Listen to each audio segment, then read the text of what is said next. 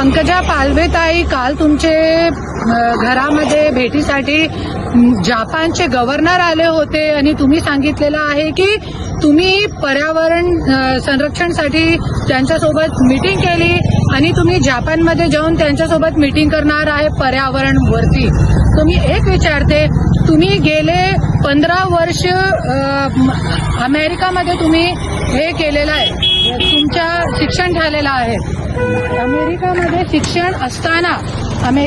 शिक्षण करताना आणि त्यानंतर तुम्ही आज गेले 60 वर्षापासून मुंडे घराण्याची सत्ता असताना तुम्ही मंत्री होत्या, तुमची बहीण खासदार होती, तुमचा भाऊ मंत्री होता, तरी पण आज बीडमध्ये जानवर लोकांची काय अवस्था आहे, तुमचे घरचे जानवर जे आहे ते दाखवून तुम्ही जपानच्या लोकांना आणि त्यांना चांगलं वाटलं, कौतुक वाटला.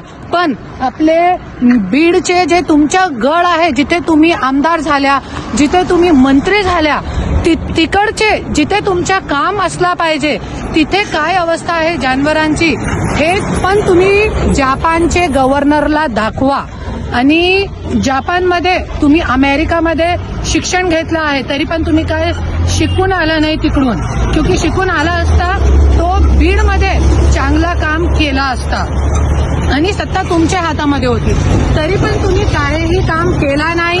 आणि आज तुम्ही बघू शकता हे जे आहे हे बीडची अवस्था आहे आणि बीडची अवस्था किती घाण आहे, जानवर सुद्धा राहू शकत नाही. आणि तुम्ही बघू शकता की इतके जानवर जे आहे, आज शेतकरी लोकांकडे इतके पण पैसे नसते की ते जे गायसाठी चारा आणि त्यांचं पालन पोषण चांगल्या पद्धतीने करू शकतात, इतके पैसे पण नाही असते. त्याच्यासाठी शेतकरी लोकांना आपले गाय, आपले जानवर जे आहे ते रोडवरती सोडावं लागते.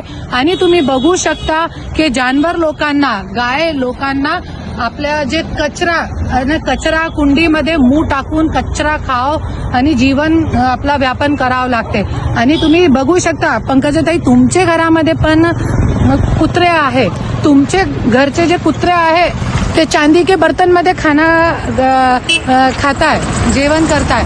पण बीडचे जिथून तुम्ही आमदार झालाय, जिथून तुम्ही मंत्री झालाय, आज तुमच्या घराण्याची 60 वर्षापासून सत्ता आहे, तिकडची काय अवस्था आहे तुम्ही बघू शकता.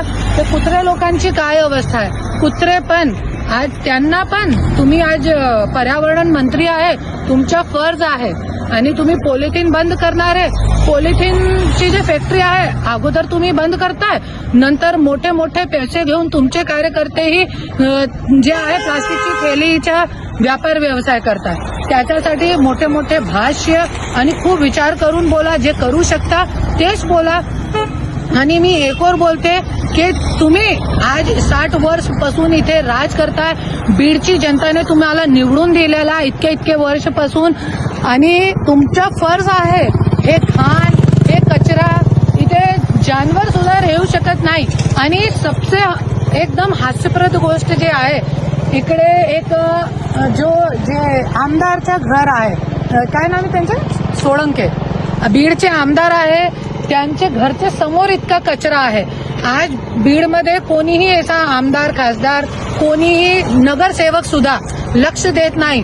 फक्त हे लोकांच्या राजकारण करताय आणि लोकांना कचऱ्यामध्ये जिण्यासाठी सोडताय. हे बघा, हे काय अवस्था आहे, पूर्ण दिखाव.